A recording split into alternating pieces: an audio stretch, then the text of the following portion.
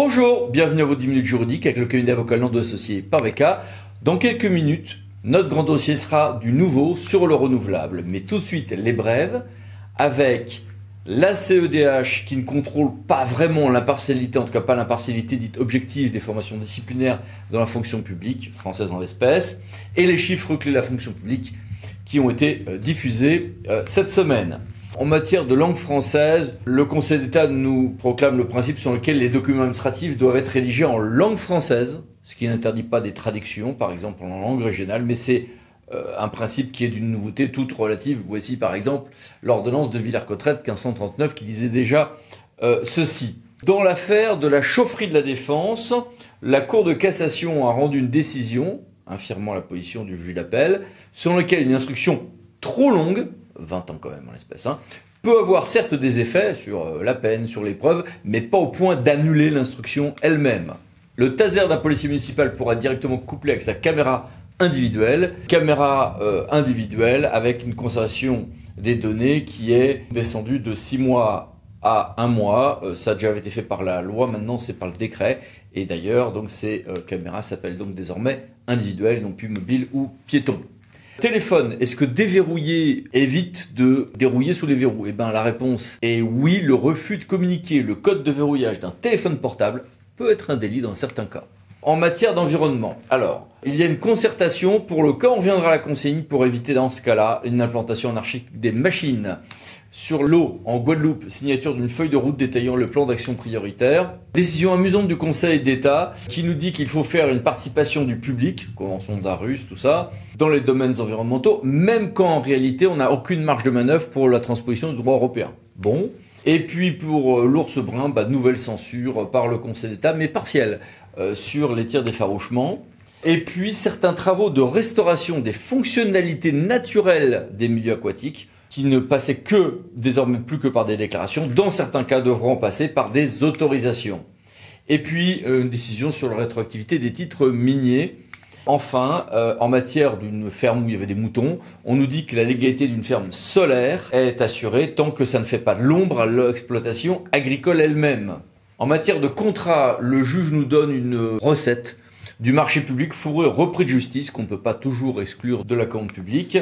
Et puis, autre décision en matière de contrat pour les fouilles archéologiques cette fois. La loi 3DS avait changé le régime de don d'un certain nombre de biens, notamment informatiques ou équivalents, aux associations à titre gratuit, avec des plafonds de 300 €. Eh bien, un nouveau décret est sorti en application de ceci pour fixer les prix maxima de revente ensuite par ces associations de ce qu'ils ont reçu à titre gratuit ainsi. On va avoir un rapport, toujours la 3DS, des entreprises publiques locales vers les collectivités qui vont être faits par les mandataires qui vont siéger dans ces EPL, donc SEM, CEMOP, Sociétés publiques locales.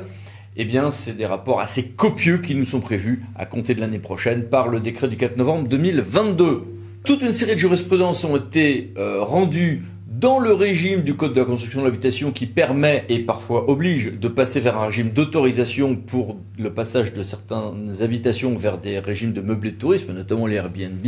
Donc toute une série de décisions intéressantes ont été rendues, TA de Pau, TA de Melun, TA de Nice, TA de Poitiers, tout ça entre fin septembre et octobre de cette année. Et puis des mini-brèves que voici et que voilà. Mais passons maintenant à notre grand dossier du nouveau sur le renouvelable. En effet, entre un accord Sénat-Gouvernement sur le projet de loi ENR, un règlement d'urgence de l'Union européenne et un projet de refonte de directive, l'actualité est riche sur les questions de renouvelable. Donc, commençons par le versant français. On a eu déposé au Sénat, après passage en Conseil des ministres, un projet de loi ambitieux sur l'accélération de la production d'énergie renouvelable, ENR. Je vais passer énormément de choses en revue en très peu de minutes. Donc j'ai mis beaucoup de texte à l'écran, n'hésitez pas à mettre sur pause à chaque fois. Il y a dans ce texte, dans sa version initiale, 4 piliers d'accélération des procédures, libération du foncier, accélérer le déploiement de l'éolien en mer, accélérer le financement de l'attractivité des projets d'énergie renouvelable, avec des déploiements d'ombrières photovoltaïques, faciliter les projets sur les bords de routes et d'autoroutes, faire bénéficier les riverains d'un certain nombre de bénéfices sur les énergies renouvelables, faciliter l'installation de photovoltaïques sur des terrains dégradés, simplifier des procédures administratives, notamment d'urbanisme, accélérer le raccordement électrique au réseau, etc. Avec aussi un volet sur des contrats long terme d'énergie renouvelable pour les entreprises et les collectivités territoriales. Alors, si on va dans le détail, il y avait un gros volet d'abord, ici vous voyez des éléments plus précis, de dérogation provisoire pour les ENR et autres projets de transition énergétique. Il y avait un volet espèces protégées, favorisant que l'implantation des ENR, même lorsqu'il y a de possibles risques de destruction d'espèces protégées ou d'amoindrissement de leur qualité de leur habitat. Il y a toute une série d'autres mesures qui étaient prévues sur l'office du juge en plein contentieux des autorisations environnementales, donc le raccordement au réseau de transport électricité, on en parlait, le solaire thermique photovoltaïque, l'éolien en mer, les contrats d'électricité, l'incitation financière. Je vous ai mis plein de détails, n'hésitez pas à mettre sur pause, mais on est toujours sur le projet de loi initial. Puis ça passe au Sénat, et là, un accord est trouvé sur un grand nombre de sujets entre le Sénat et le gouvernement, ce qui, dans la configuration politique actuelle, nous indique à peu près déjà le texte qui sortira probablement en commission mixte paritaire. Donc la future loi est déjà largement esquissée. Ce que je vais vous présenter à partir de maintenant correspond très probablement au très essentiel du futur texte, sous réserve évidemment de ce qui va continuer d'évoluer.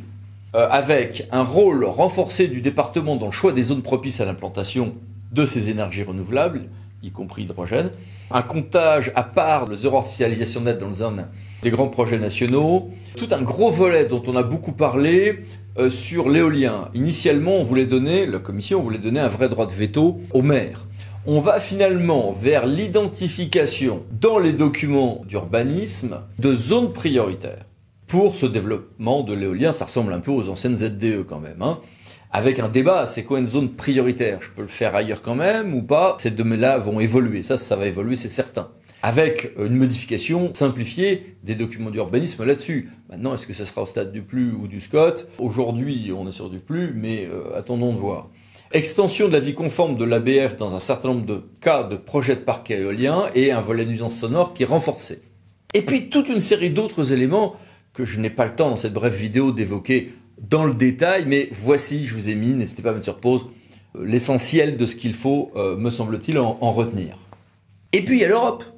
Du côté de l'Europe, on a le pacte vert pour l'Europe, avec une neutralité climatique d'ici à 2050 et des énergies renouvelables, avec des choses très ambitieuses, une révision de la directive RED 2 en ce domaine, et puis en mai dernier, 2022, le plan REPowerEU qui est quand même très ambitieux. Là aussi, je vous ai mis, n'hésitez pas à mettre sur pause, l'essentiel de ce qu'il faut en retenir en 2 diapos, ici, puis maintenant.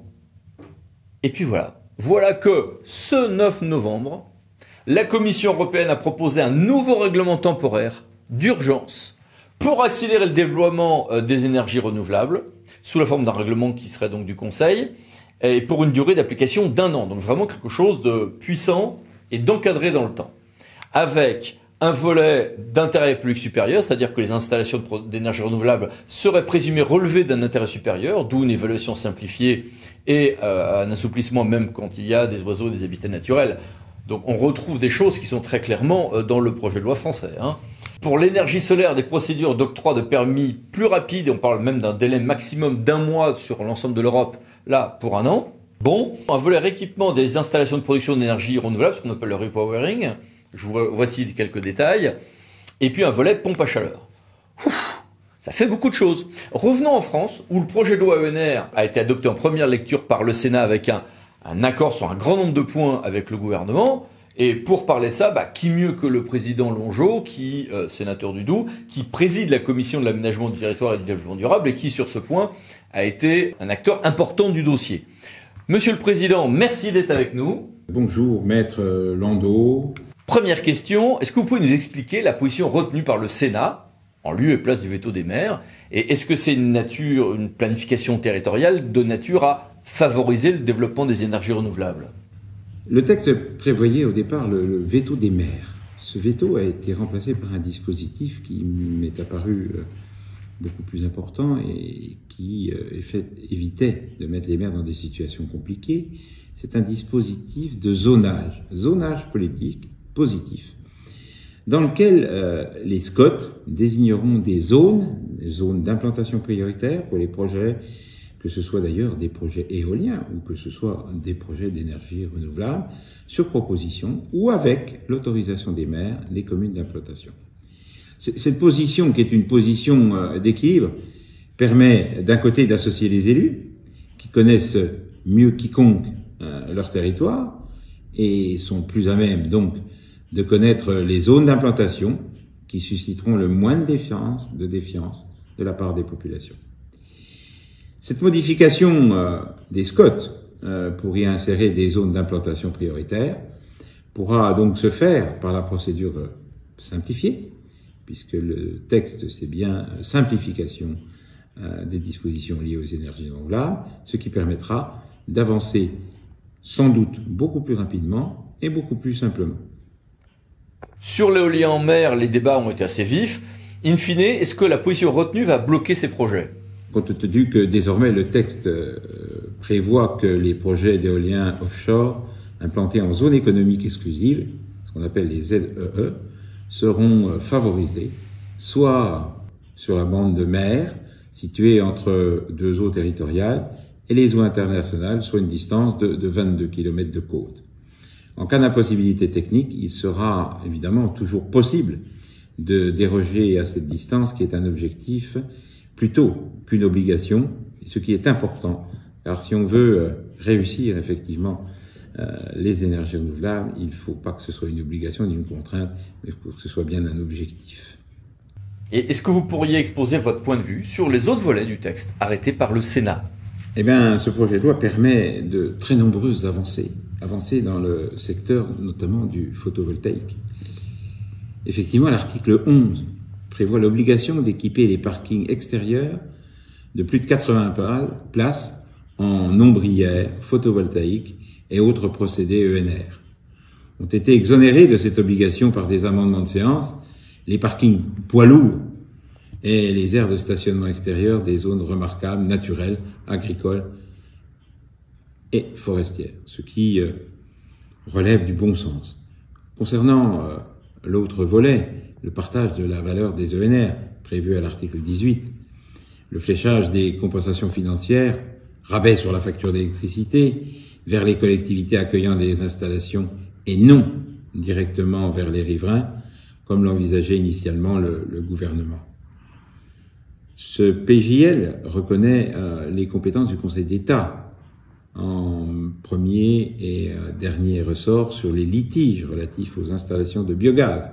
C'était une demande de la filière et cela va permettre de réduire considérablement les délais d'implantation des méthaniseurs.